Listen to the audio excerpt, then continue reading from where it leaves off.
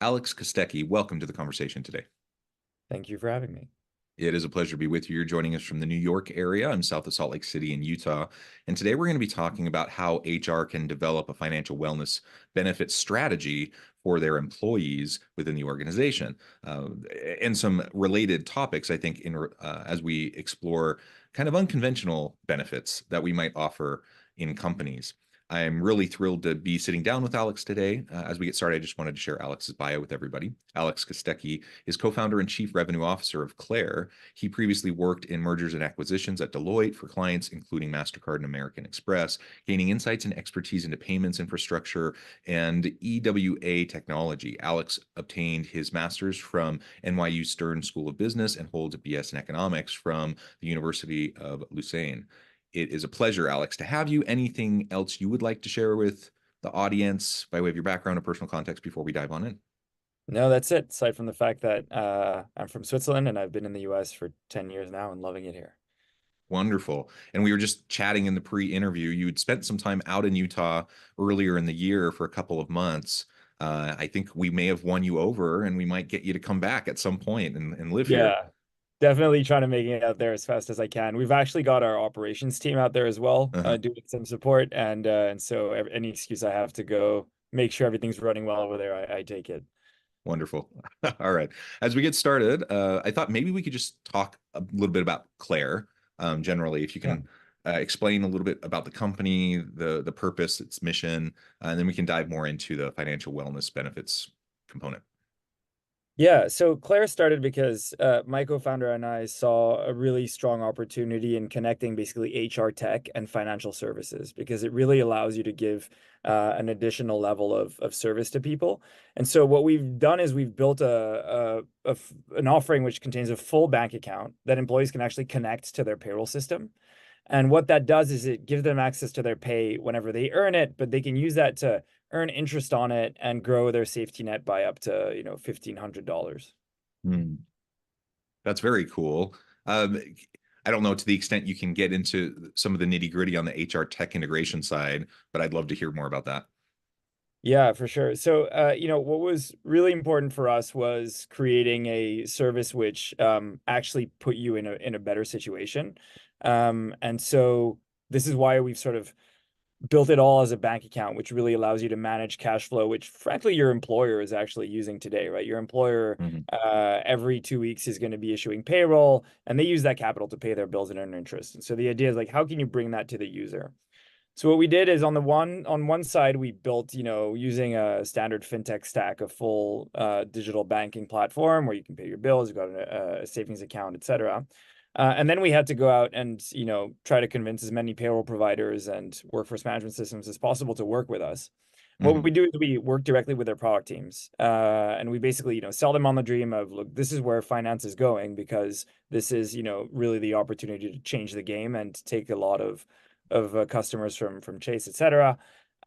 They get very excited about this, and so we're working with very senior people there, and they give us full access to basically an employee's data whenever the employee wants to link their bank account. So we'll know, it's Monday and Julie's clocked out of work and it's worth $200, and she has to wait 2 weeks for that to hit her Mhm. bank account on Chase.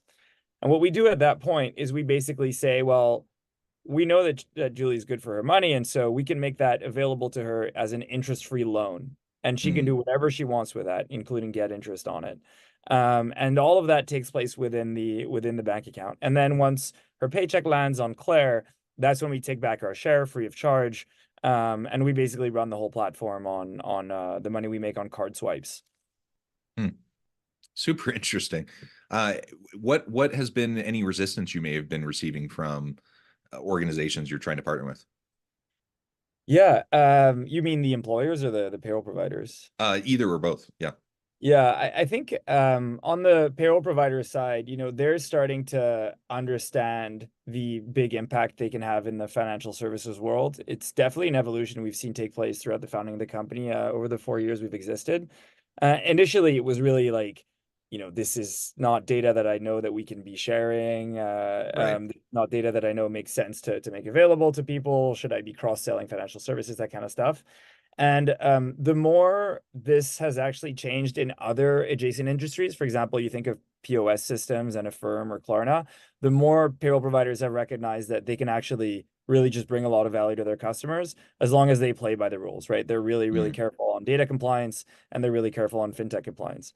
And so we really made a name for ourselves in actually understanding deeply how every state perceives these transactions and how to, advise payroll providers through this process. So that's why a lot of them turn to us at the end of the day to offer these services. very cool. And you already started to outline it, but maybe we could get into more detail about the specific benefits for workers and employees.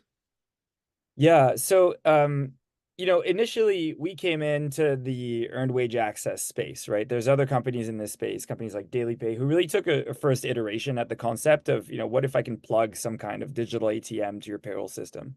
Hmm. And for us, the idea was, well, that's great, but if you're paying a fee on advancing your wages, you're going to end Right. up in a debt cycle, right? You're going to end up with your paycheck being lower than it was, but on top of that, owing some money to another provider. So it was really important for us that we basically create a product which has people actually save more over time. And we track this metric very closely at Clair. What is the balance they have in their savings account on day one, and what is that balance a year later? And conversely, what is their use of earned wage access at the beginning, and what is their use of earned wage access a year later? And what we're seeing is basically people consistently use earned wage access much less and take about 8 months to get to that $400, that coveted $400 amount that you need in your bank account, right? So we're really seeing people actually build their financial lives, and they get pretty excited about it because we do it in a way where, they'll get rewards on payday. They're able to sort of access that money in a way that which isn't necessarily for emergencies, but can be for maybe investment or putting in a savings account that we make available to them. And so employees in general are super excited about it. The other thing I'll say is that it really creates a stronger link between, for example, an open shift on the next day Mm. and you wanting to pick up that shift.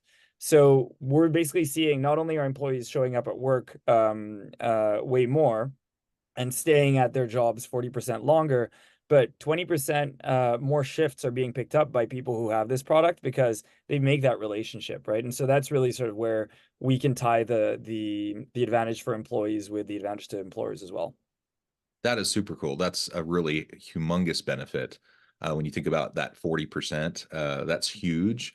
I know something else that, as I was preparing for the episode, there's some materials around Gen Z and millennials and the underbanked. Maybe we can get into that a little bit more, and how this can benefit them.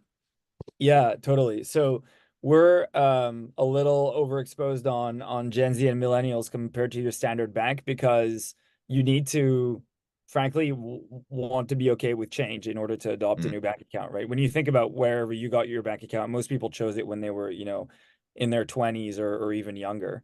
And so a lot of the people that come our way are on the younger side because they're just more open-minded about these things. And I think that gives us a ton of data to compare with sort of the older generations we see on Clair. And I think there's three really interesting things that stand out for us understanding this population.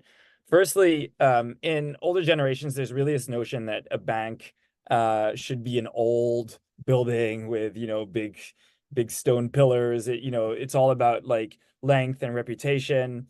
And that's completely disappeared in the new generation that basically is dealing with Venmo and Cash App, but also a generation that has relatively low trust with big banks because those banks are charging them $35 overdraft fees, right? mhm. And so what we're seeing is, this generation is way more apt to open the new bank accounts and explore things as long as they know obviously the basics, they're FDIC insured, et cetera.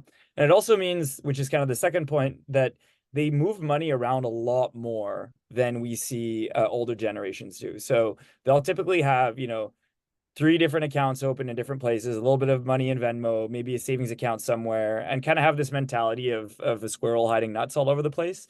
We're seeing a lot of that with that generation, and it's really interesting to see just how that changes their spending habits.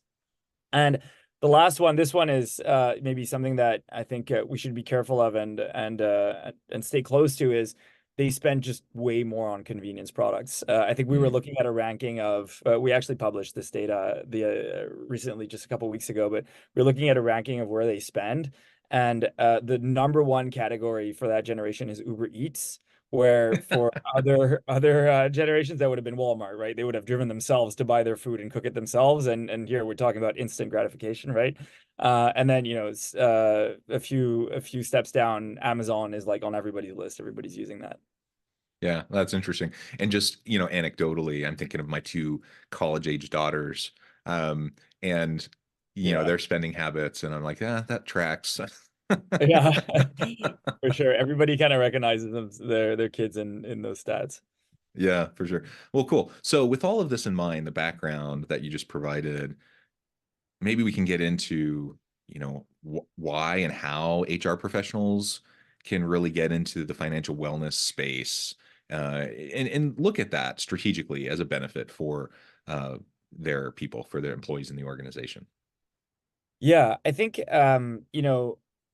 there's it all starts from what is an HR professional's responsibility. And what they're doing is they need to use whatever budget they have to ensure people are showing up to work feeling safe, stable, and very focused, right? And the more you can do in that direction, the better. The reality is that budgets allocated to HR professionals are getting tighter. And with what's going on in consumer spending, or what's predicted to go on in consumer spending over the next 2 years, they're going to get even tighter. So it's going to be Mm, very difficult for HR professionals to follow the requests that are coming in through unions or the requests that are coming in through employees. And so they need to get creative about not only how do they sort of make their job more appealing for new employees or existing employees, but on top of that, how do they help employees actually manage their finances, right? And stay above water. And there's obviously different options for that. There's longer term options like 401k, which I'm a super big supporter proponent mm. of. But then there's figuring out how you help employees in the very short term. And I think it's actually starting to be when we see the difference in value that an employee can get when they have access to sort of employer sponsored financial tools versus just going out there and downloading an app that charges you 300% interest rates. I feel like it starts to become an HR rep's responsibility to actually adopt these products and make sure that the employees have access to them. Yeah, helping your people to navigate. I mean, we could have a whole debate on whether it's the employer's responsibility or not, but the reality is if you want to have a thriving workforce, people, producing well for your organization, you got to meet them where they're at, and you got to help them to meet the needs that they have. And financial wellness is one of those key components. So maybe in previous generations, we would have never even considered this as something that was any of the company's business or anything they needed to worry about. But in this day and age, it's added to the list of things that employers need to think about. We talk about mental health way more now than we did ever, 10, 20 years ago. But we recognize that it's really important because it has tremendous impact on turnover rates and productivity and absenteeism and all those sorts of things. Financial wellness can have the same types of impacts, and you already identified a few statistics that kind of relate to that. Mhm. And so if it's an opportunity, and I think it's something that forward thinking organizations are going to step into this space and get a little bit of ahead of the game in terms of providing this kind of benefit for their people. Eventually, I think this is the type of thing every organization is going to need to be thinking about doing, or they're going to lose potential great workers to Yeah. other companies that are providing these great services and these types of benefits. Yeah, I think the way I'd frame it is, it becomes, in my opinion, obviously, and I do recognize I'm slightly biased, but it becomes in my mind an employer's responsibility when them acting brings outsized value to the employee. Yeah. So a typical example of that is health insurance, right? When there's an employer that buys health insurance on behalf of the employee, the cost of the health insurance is going to be lower.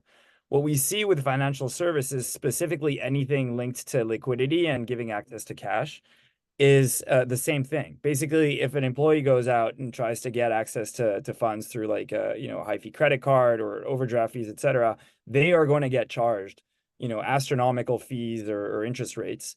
Whereas when an employer can partake in that model, it can be free for them. And by the way, it's also free for the employer, right? Mm-hmm. And so I think that link of like the access to data is something that's very new and that didn't exist 10, 15 years ago. And it's why I think a lot of HR professionals are tracking this very closely and making sure that, they're making the right decisions in adopting tools that are actually good for their people.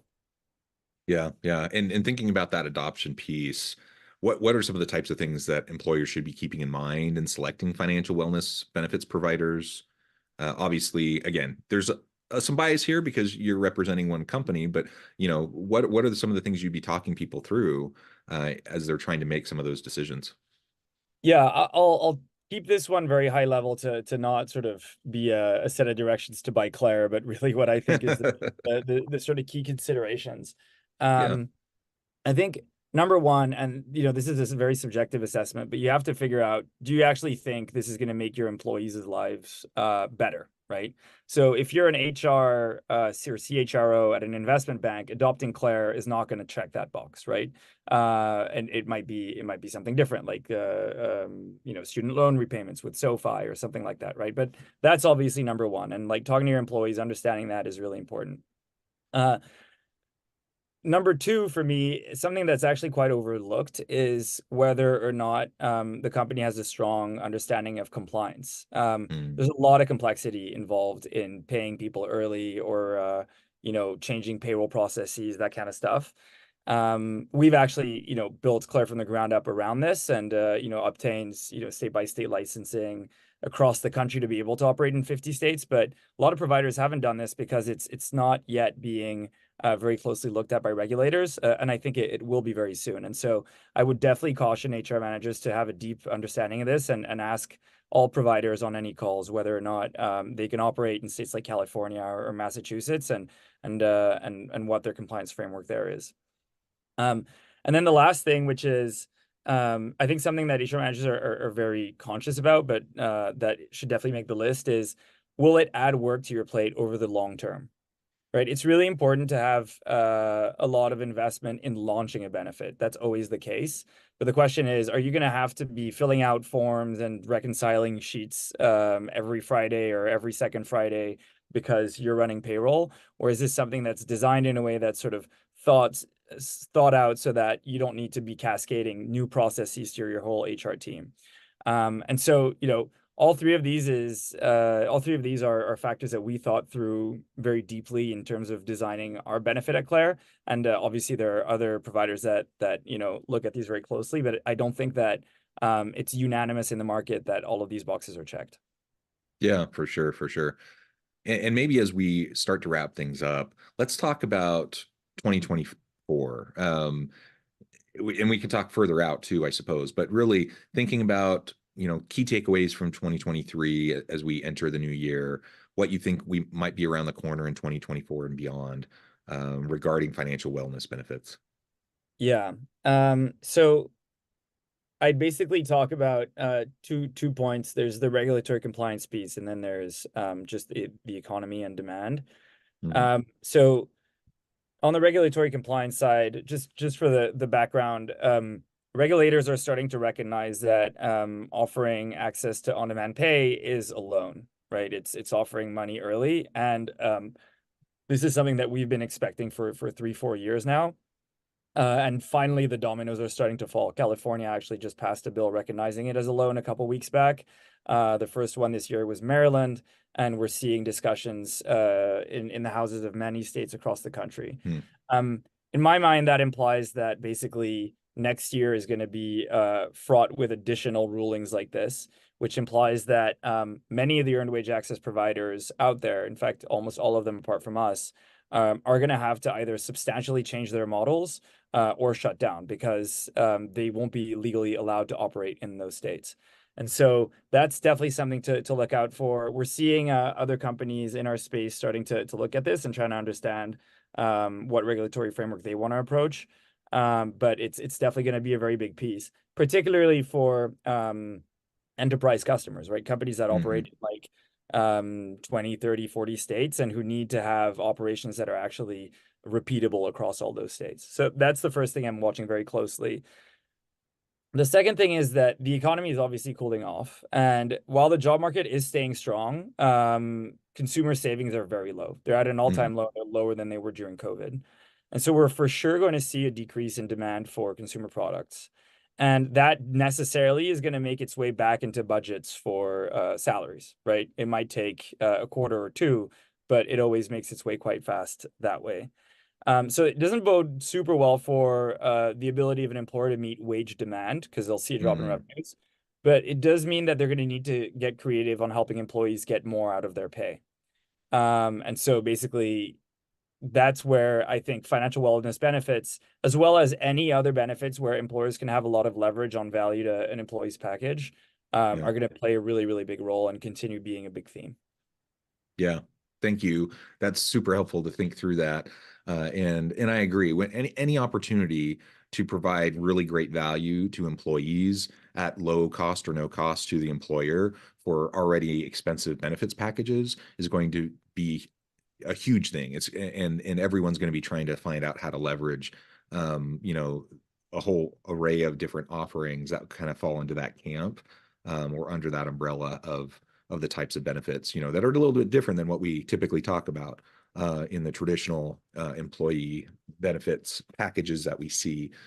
So I really do think financial wellness benefits is going to be one of those huge things, in the coming next year, but in the coming years, as employers are thinking about trying to add meaningful value to their people, like you said, to you know, maybe they won't be able to increase salaries to the extent they want to, but if they can help their employees make better use of the existing money that they do have, the salary that is coming their way, and in helpful ways, that will be huge. So all of this Mhm. has been a great overview, Alex. I really appreciate it. As we start to wrap up, I just wanted to give you a chance to share with the audience how they can connect with you, find out more about your work, your team, and then give us a final word on the topic for today.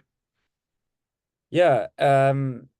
So it was great chatting with you as well. I think this is a really, really interesting topic that I'm always trying to learn more about. And so I welcome anybody who has strong opinions about it to reach out to us. Obviously, you can learn more about our company on our website, which is getclair.com, GETCLAIR.com. And then my LinkedIn, I definitely try to read all the messages that come my way. So I'm Alex Kostecki, Kostcki, and definitely try to read everything that comes my way. So don't hesitate to drop a note. And then yeah, on the topic more broadly, you know, these are really exciting times. Lots of great companies in the payroll space that are opening themselves up to financial services. I truly think that this is going to change the way we bank and we borrow money for the next few decades. And so it'll, you know, just keep your eye on it, no matter what companies you believe will be successful, because I think we're going to see big changes there. Yeah, yeah, well said. Alex, thank you so much. It's been a real pleasure. I encourage the audience to reach out, get connected, find out more about what Alex can do for you. And as always, I hope everyone will stay healthy and safe, that you can find meaning and purpose at work each and every day.